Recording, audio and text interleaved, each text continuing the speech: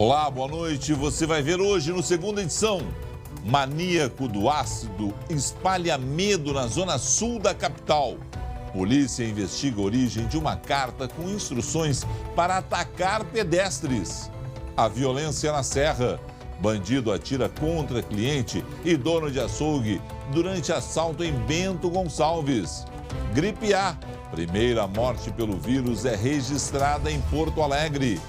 No litoral norte, as imagens impressionantes da colaboração dos botos com os pescadores.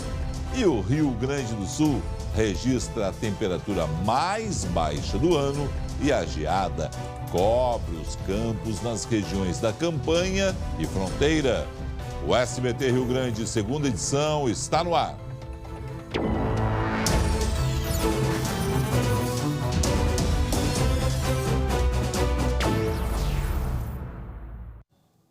Nós começamos a segunda edição de hoje com um alerta.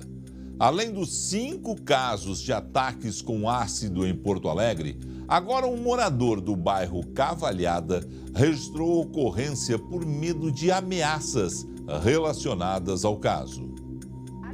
Sair de casa sozinho, nem pensar. O medo mudou a rotina na zona sul de Porto Alegre. Jaqueline só vai ao mercado acompanhada das filhas. A gente sempre sai juntos, no caso, procura sair mais assim, bem claro, não de tardezinha, a gente procura não sair mais. Apreensão, né? Porque é difícil. Ir para a escola agora só em grupo. Porque tá todo mundo com bastante medo. Quem não tem companhia, acelera o passo. A gente tem que correr, né? Tudo cuidado é pouco, né? Um morador desta rua registrou um boletim de ocorrência na terça-feira após receber uma carta com ameaças e instruções para atacar outros pedestres com ácido. A mensagem enrolada em uma pedra foi jogada no pátio da casa. Ela pode estar vinculada diretamente ao crime ou ser de pessoas que estão querendo se aproveitar para gerar pânico na comunidade. Na semana passada, 5 pessoas foram feridas na região com um líquido corrosivo. 4 vítimas relataram que o agressor estava em um carro branco, flagrado por mais de 20 câmeras. A investigação tenta identificar a placa do veículo e já tem alguns suspeitos.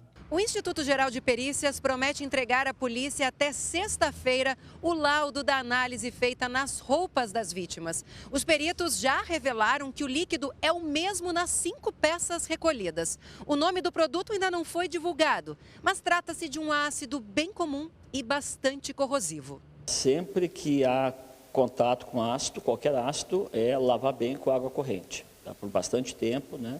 Para diluir o efeito daquele material. Em grande escala, podem provocar queimaduras intensas, tá? E destruir a pele, com certeza, em questão de segundos. Como disse a entrevistada, todo cuidado é pouco. Infelizmente, é absolutamente normal que o medo se propague em um ambiente como esse, onde são poucas as informações sobre a identificação do maníaco do ácido. Por isso, mesmo que seja difícil, é mais do que necessário manter a calma e apoiar a investigação policial. Agora, é muito triste, é criminoso que em um ambiente assim, canalhas tentem promover o pânico com boatos e espalhando estas cartas anônimas. Espero que eles também sejam presos e responsabilizados. Por sinal, esta é a hora de você se informar por veículos de comunicação com credibilidade e não pelas redes sociais, um terreno sempre fértil para a propagação de mentiras e fake news.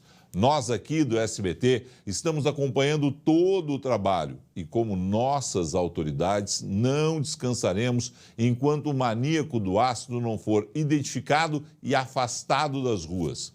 Por isso, é importante que todos fiquem alertas, redobrando seus cuidados, sendo vigilante. Esta é a atitude correta a ser adotada. E qualquer informação, por favor, repasse às autoridades pelos telefones 190 e 197. Colabore. Na Serra, um criminoso baleou 2 pessoas durante assalto a um açougue em Bento Gonçalves. Foi o 3º assalto ao estabelecimento em 5 anos de funcionamento. As imagens da câmera de segurança mostram o momento em que o bandido entra no estabelecimento e anuncia o assalto. O dono reage e tenta dar um tapa na arma. O assaltante então efetua disparos, ferindo o proprietário do estabelecimento e também um cliente. No momento meio não esperava, meio me assustei. Levei a mão até inclusive na arma do cara, que sei que fiz errado, mas foi um momento de susto, na verdade, né? Porque o cara não está esperando isso aí, né? Hoje pela manhã era possível ver as marcas dos tiros. De acordo com vizinhos do açougue, o autor dos disparos chegou na carona de uma moto. O comparsa ficou do lado de fora, aguardando. E o carro entrou de capacete lá para dentro. E um pouco ele saiu na corrida. Eu fiquei assim, pá, pá, 2 tiros, saiu na corrida. Ele disse, vamos ligeiro, e foram embora. O empresário e a outra vítima foram atingidos de raspão no peito. A polícia pede a ajuda da comunidade com qualquer tipo de informação que possa auxiliar na identificação do autor dos disparos. O setor público aí dá um pouco mais de segurança no comércio hoje aí, porque senão as coisas estão ficando muito difíceis de trabalhar, viu? É complicado, é difícil, mas você tem que ficar gelado numa situação como essa. Qualquer reação, por menor que seja, e foi o que aconteceu ali, aconteceram esses 2 disparos. Portanto, não reajam. A Polícia Civil cercou um condomínio popular na área central de Porto Alegre durante a madrugada. A operação dos agentes tinha como alvo ladrões de ônibus que se escondiam no prédio conhecido como Carandiru. A operação ganhou um nome em inglês, House of Pain, algo como Casa da Dor, em alusão ao sofrimento que alguns moradores causam aos vizinhos. 170 policiais foram envolvidos. O condomínio Princesa Isabel também é conhecido como Carandiru, pelo seu histórico de violência. O portão de acesso ao condomínio foi arrancado por inteiro. Conforme a polícia, aqui era a sede de um grupo especializado em assaltos a ônibus na capital. Essa operação dentro de um condomínio próximo, muito próximo da Polícia Civil, em que tínhamos já várias informações de que naquele local, apesar dos moradores de bem que lá residem, que estavam se escondendo. Eram mais de 30 mandados de busca e de prisão. 8 adultos foram presos e um menor apreendido.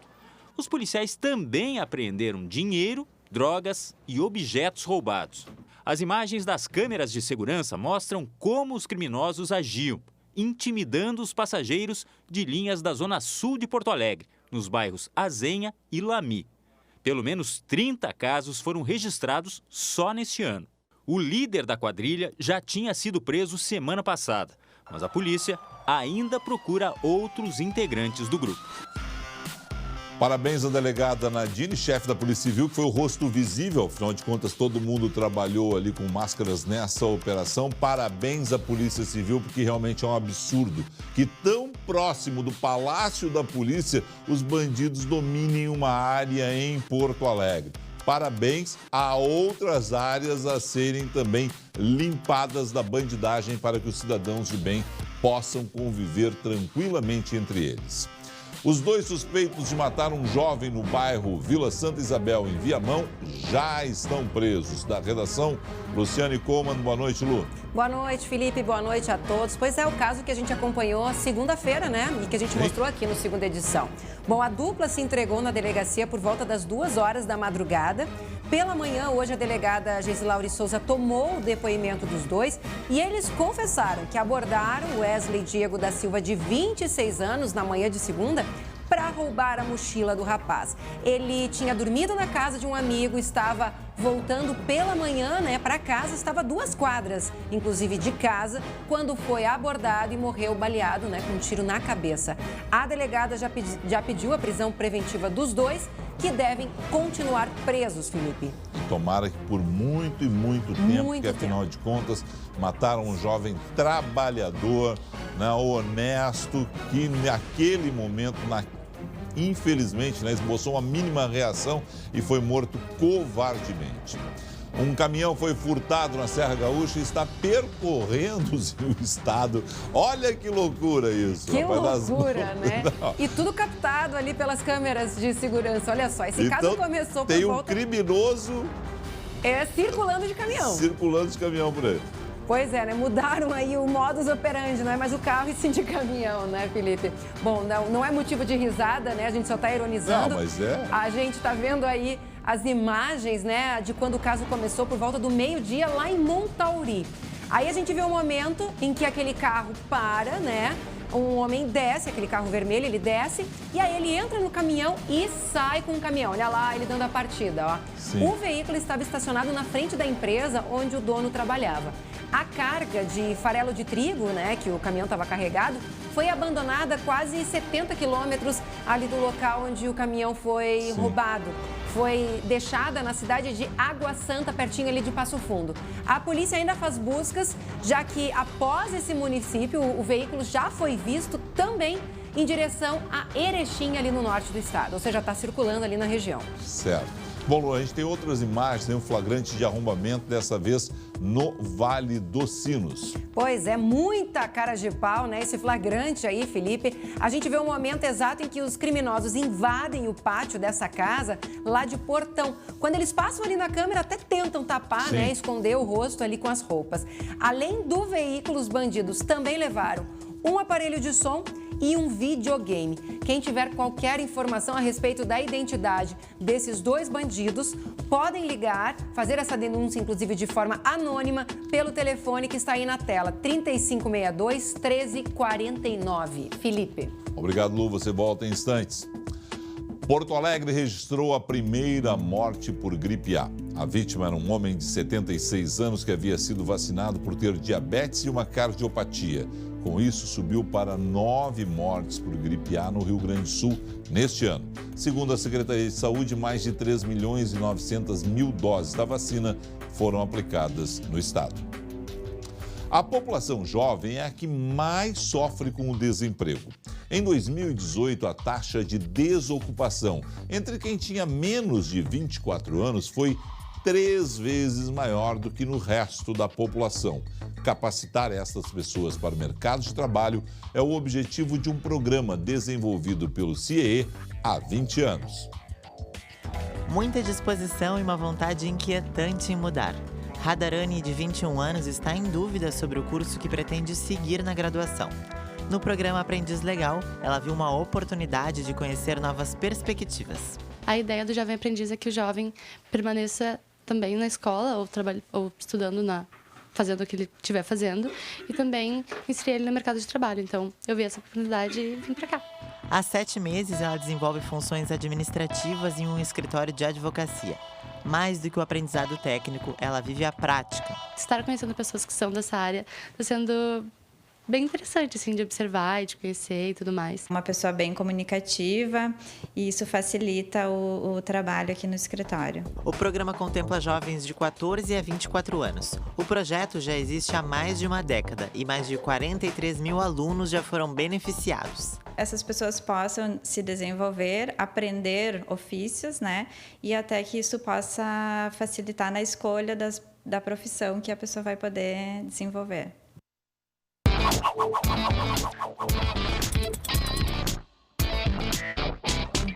SBT Entrevista conversa hoje com Gustavo Borges. 4 Olimpíadas, 4 medalhas olímpicas, medalhas em campeonatos mundiais e criador de um método aplicado no Rio Grande do Sul há 10 anos. O método é para criar atletas como Gustavo Borges ou é para desenvolver a natação, Gustavo? É para desenvolver o cidadão, de uma forma geral. Então, quando você trabalha a natação na sua maneira plena, trabalhando através da educação por meio da natação, você acaba fomentando o esporte de uma maneira geral, no desenvolvimento motor e aquelas coisas que já são inerentes do esporte, mas também o outro lado dos valores, que é a construção daquela pessoa, do cidadão que está inserido dentro do ambiente de disciplina, comprometimento, de dedicação. O que esperar da natação brasileira no PAN de Lima? Olha, o PAN não é uma competição onde o Brasil vai colocar toda a sua força. O campeonato mundial, sim, esse vai ser o campeonato principal da seleção brasileira, que tem os atletas que estão aí se preparando para as Olimpíadas. E o conjunto dessas 2 seleções que vão estar envolvidas nessas 3 competições, elas vão dar o tom do que vai acontecer na Olimpíada do ano que vem. Olimpíada de 2020, a gente chega com atletas como Gustavo Borges, Cielo, Xuxa, a gente tem chance de medalhas? Tem chance de medalha. A gente tem uma equipe jovem que está fazendo resultados aí muito importantes. Para você ter uma ideia, dar alguns detalhes aqui do que está acontecendo na natação brasileira. A gente tem um dos melhores nadadores de 50 livre no Brasil, que já teve em finais nas últimas 2 Olimpíadas, já é muito próximo da medalha, que é o Bruno Fratos.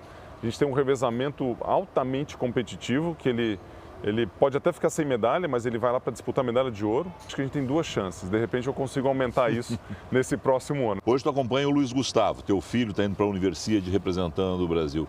Tem muita diferença entre a preparação que tu teve na década de 80 e a preparação que ele tem hoje?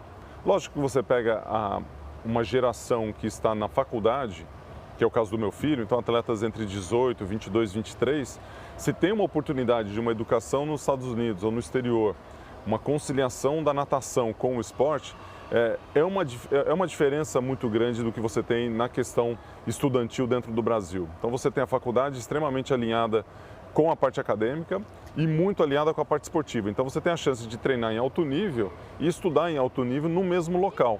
A importância do governo em um processo como esse? O governo federal ele tem a sua participação, a gente não pode ficar dependendo disso.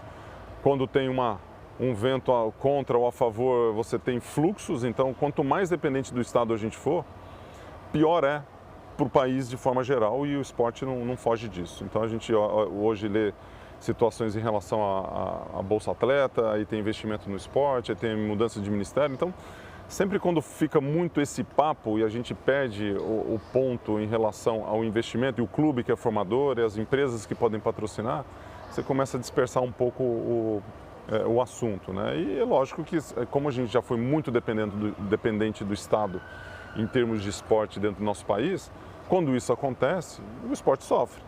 É mais do que natural, né? Como qualquer outra área do Brasil. Então, menos Estado é melhor. Gustavo, obrigado, sucesso. Prazer, obrigado.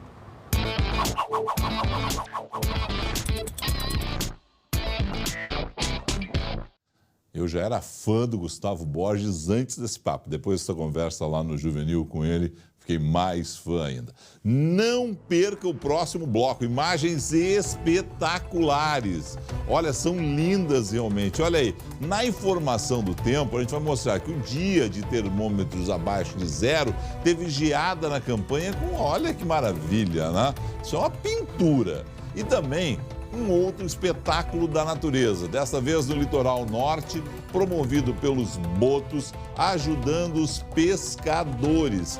Também são imagens incríveis que você vai conferir em instantes aqui no SBT Rio Grande, segunda edição. Não perca!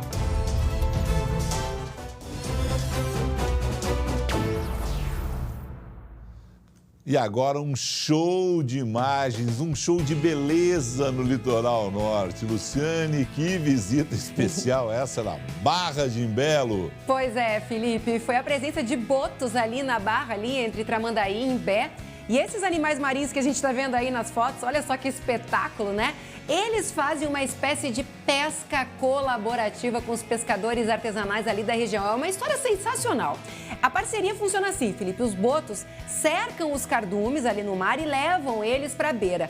Quando os peixes estão pertinho ali das margens, os botos tiram a cabeça da água e dão um sinal. Por incrível que pareça, eles fazem isso. Olha ali, ó. Eles dão um sinal e aí é o alerta para os pescadores jogarem juntos as tarrafas. E assim uma mão lava a outra, porque os pescadores conseguem uma baita de uma pescaria e os botos muita comida.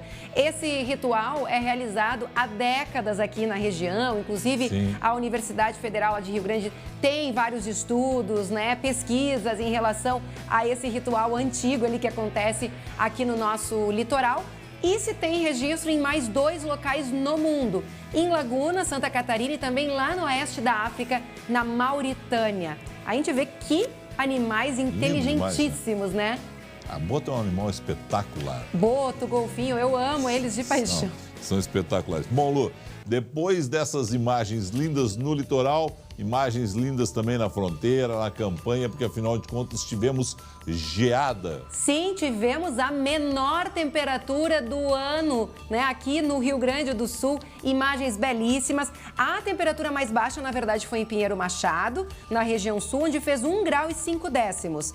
Entre as estações de referência do IMET, a mínima mais baixa foi em Quaraí, exatamente de onde vêm essas imagens, onde fez 1 grau e 1/10 negativo. Bom, essas imagens são do interior do município, onde a geada, né, foi forte, generalizada, a paisagem ficou branquinha. E o termômetro no carro, né, desses trabalhadores que fizeram o registro dessas imagens ali por volta de 7h30 da manhã, ele estava marcando 2,5 graus abaixo de zero, provavelmente a sensação térmica, né, naquele momento. A gente não tem pitangueira ali, mas eu não tenho como esquecer nesse caso, ou deixar de lembrar os versos do Luiz Coronel, né? Geada vestiu de noiva os galhos da pitangueira. É, né? Uma belíssima imagem sempre, né? Uma imagem muito romântica. Bom, Felipe, nas próximas horas a temperatura vai despencar de novo e vem mais geada.